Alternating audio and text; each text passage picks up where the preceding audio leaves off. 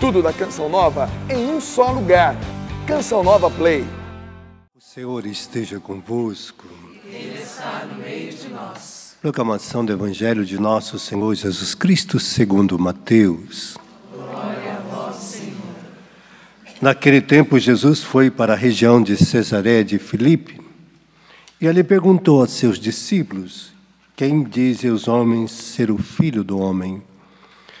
Eles responderam: alguns dizem que é João Batista, outros que é Elias, outros ainda que é Jeremias ou algum dos profetas. Então Jesus lhe perguntou: e vós quem dizeis que eu sou?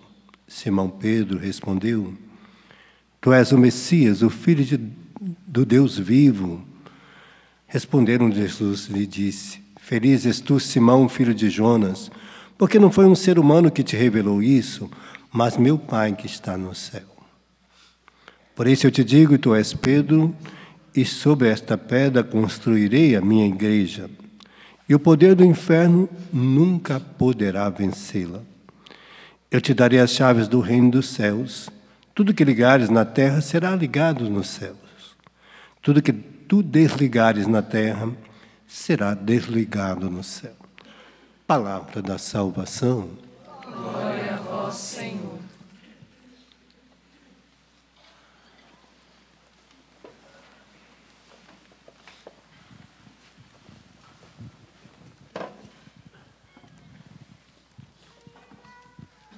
Por que a gente tem medo de falar de Deus para os outros, né? Os temores, nossos temores interior, né? Está ali o Salmo de hoje mostrando que os nossos temores, né? Às vezes a gente sente temor de falar para os outros do amor de Deus, de professar esse amor, de testemunhá-lo, porque nos obriga, né? O amor de Deus, quando a gente testemunha, nos obriga a gente mudar. É interessante, quanto mais a gente vai testemunhar no amor de Deus, mais a gente vai ter que mudar a nossa vida, nossas atitudes, nossas ações, e mais nós vamos ficando envolvidos neste amor de Deus, porque mais a gente vai mergulhando. Assim foi com Pedro, né?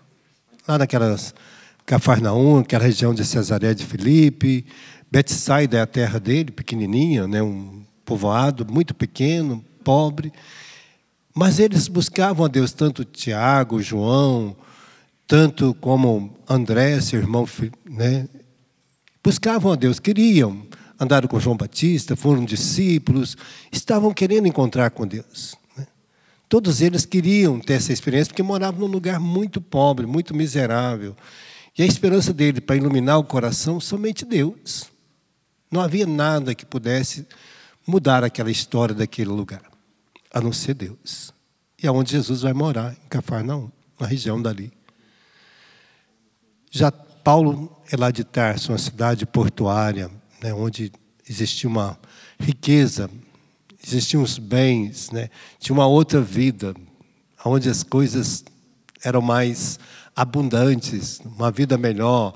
Estudou sobre a palavra, sobre os melhores rabinos, né, e ele foi instruído com muita eficácia na lei de Deus, com os melhores homens, mais conhecedores, mais sábios da época. Então, duas pessoas diferentes, mas que seguiram a graça de encontrar com Cristo e transfigurar a sua vida. E aí eles vão testemunhar esse amor para o mundo inteiro. Porque quando a gente é tocado por Deus, nós vamos testemunhar esse amor de Deus para as pessoas. Me lembro um dia que eu estava no hospital, fui dar unção dos enfermos, e tinha um médico lá, ele não acreditava, nunca ia à missa. Eu celebrava a missa no hospital, ele nunca ia à missa, nunca. E aí eu cheguei lá um dia à noite, eram umas 10h30, 11 horas da noite, para dar unção dos enfermos para um homem que estava na UTI morrendo. E ele estava lá cuidando, era esse médico que estava cuidando. E aí eu fui rezando, cheguei lá, eu fiquei tão apavorado, porque o homem já estava chegando naquele momento, né, que não tinha mais controle. E ele dizia para mim, ele vai morrer, ó, vai morrer agora. E eu fiquei tão apavorado que eu nem estava sabendo rezar direito. Fiquei tão nervoso na hora, porque você vê uma pessoa morrendo. A pupila está dilatando e está morrendo, e ele fazendo pressão em mim. E aí eu rezei para aquele homem, fiz uma pequena oração, dei a unção dos enfermos, e depois o monitor foi estabilizando. E ele não morreu. Salvou-se. E aquele médico ficou olhando aquele monitor, olhando aquela situação, e falou, quando acabou tudo, ele falou, qual é a oração que você fez? Eu falei, se eu contar, você não vai acreditar. Porque eu estava tão apavorado que eu falei, Senhor Jesus, não deixe esse homem morrer, senão nós vamos passar vergonha. Foi a única oração que eu fiz naquela hora. Né? Era porque a gente fica tão nervoso, tem hora, porque eu era primeiro ano de padre, né? Tem hora que você tem que levar o livrinho para fazer as orações, porque você não consegue, às vezes, fazer tão rápido.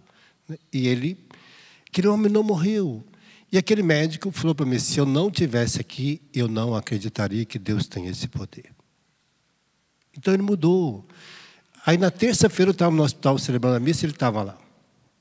Então, ele experimentou ver a graça de Deus. Por isso os temores nossos nos deixam, às vezes, a gente fazer isso. Se eu tivesse temor, ai, Senhor, não, eu fiz aquilo que era necessário para Deus. Então, quando nós fazemos necessário para Deus no meio da nossa comunidade, no meio da nossa casa, da nossa família, as pessoas vão acreditar nesse Deus porque você testemunha.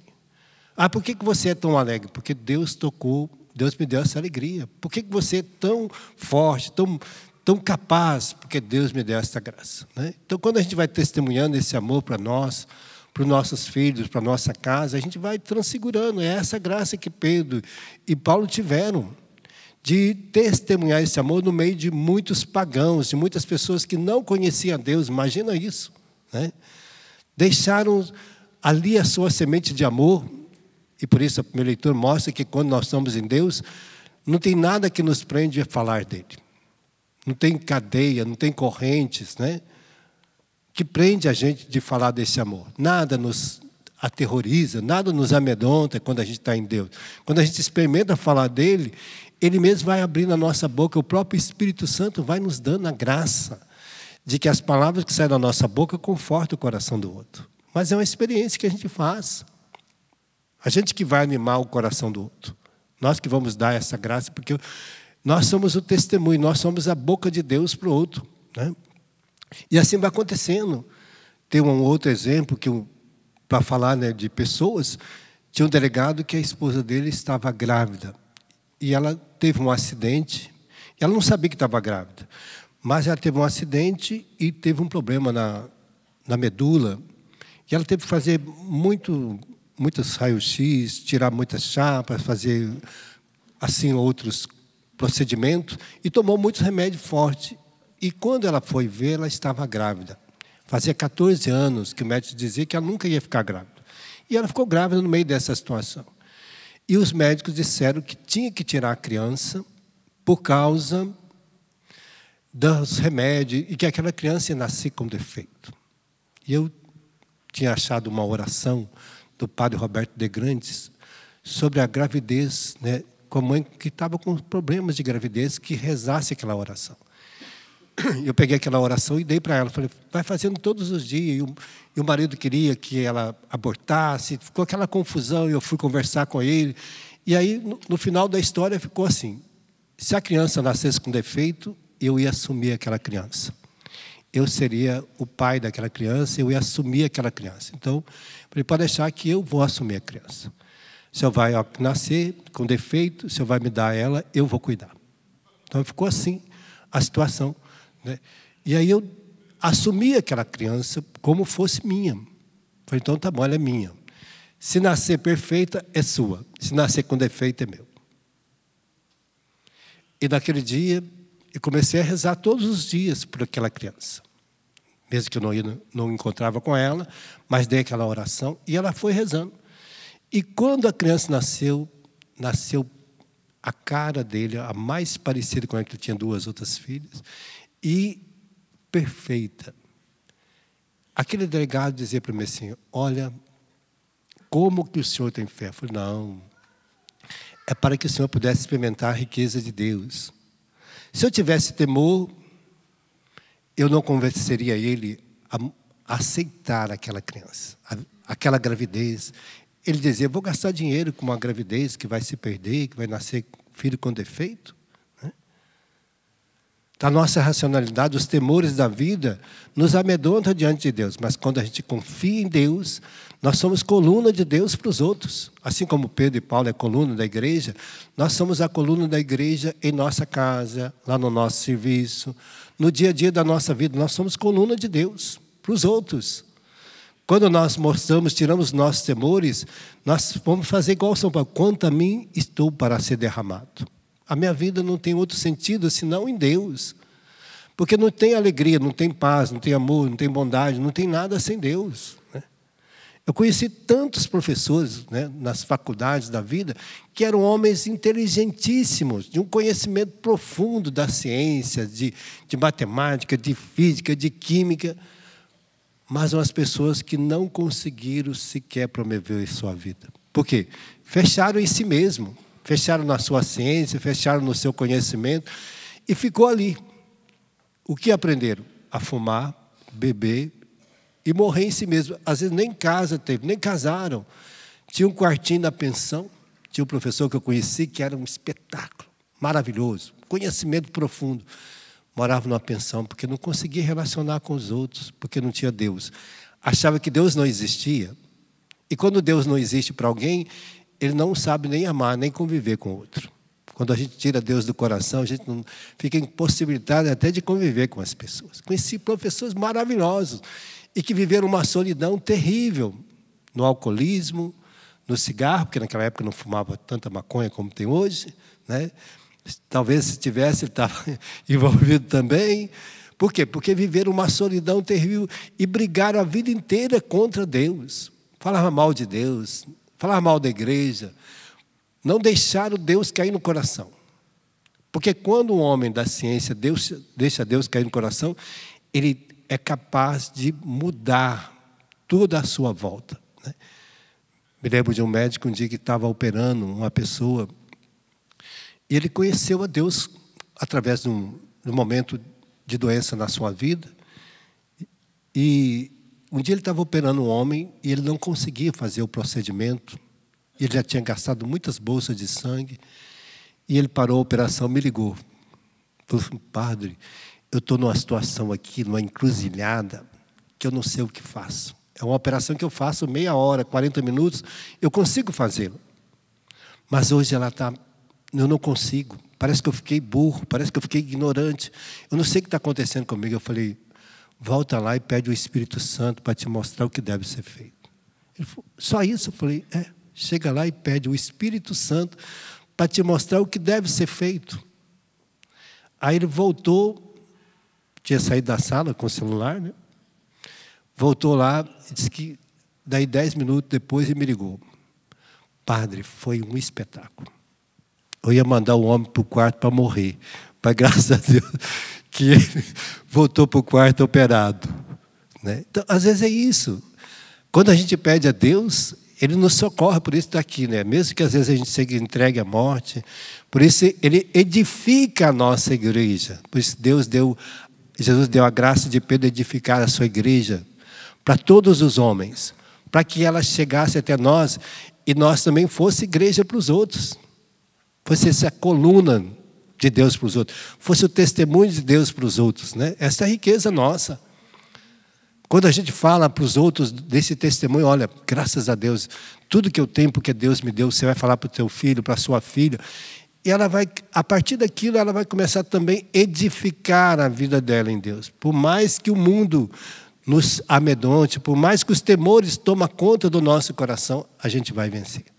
Então, essa graça que Deus hoje está nos dando de celebrar Pedro e Paulo é nessa riqueza de que eles fizeram com que o mundo inteiro chegasse à palavra de Deus. E às vezes nós estamos aqui e às vezes tem um vizinho que está precisando de uma palavrinha só. E às vezes a gente fica com vergonha de testemunhar para ele o amor de Deus, de convidá-lo. Às vezes você vai ser a coluna para aquele homem. Às vezes nós vamos ser a coluna para o outro, de sustentação e de graça. Às vezes você vai falar para o teu filho que está do seu ladinho. Meu filho, tudo que eu tenho em você é fruto desse amor de Deus. Minha filha, Você não é fruto só de uma relação, mas é fruto do amor de Deus com a sua mãe, né? Talvez o dia que ela ouvir isso, ela vai mudar. Talvez o dia que seu irmão ouvir isso, olha, meu irmão, toda essa alegria que eu tenho no meu coração é porque Deus coloca, né? Ele vai mudar. Ele vai começar a colocar alegria também no coração, porque ele vai buscar esta riqueza para ele. Então, nós somos coluna também. Então, Pedro e Paulo querem nos ensinar a sermos igreja para o outro, sermos sinal de Deus para o outro. Fecha teus olhos por um instantezinho, vamos pedir essa graça. Talvez você tenha muitos temores, vergonha, insegurança de falar do amor de Deus. Às vezes as pessoas só precisam que você reze uma Ave Maria para ela, um Pai Nosso, uma pequena oração como eu fiz naquele dia. Não é a oração mais perfeita, mas é uma oração que você acredita que Deus pode realizar. Então nós pedimos hoje, Senhor, o Teu Espírito Santo que nos ilumine, nos capacite, para que diante da nossa vida, diante da nossa casa, da onde a gente está, a gente seja essa coluna de Deus para os outros. Como Pedro e Paulo, que nos ensina a viver esta graça. Que nós também sejamos assim a cada dia da nossa vida. Te pedimos esse Espírito Santo, esta graça, que nos capacite, que nos dê palavras para confortar o coração dos desanimados, dos desvalidos, dos desamparados, dos doentes, dos fracos, dos que estão caídos na beira deste mundo, sem força para caminhar. Que nós sejamos testemunha deste amor de Deus, coluna de Deus para ele. Tudo da Canção Nova em um só lugar. Canção Nova Play.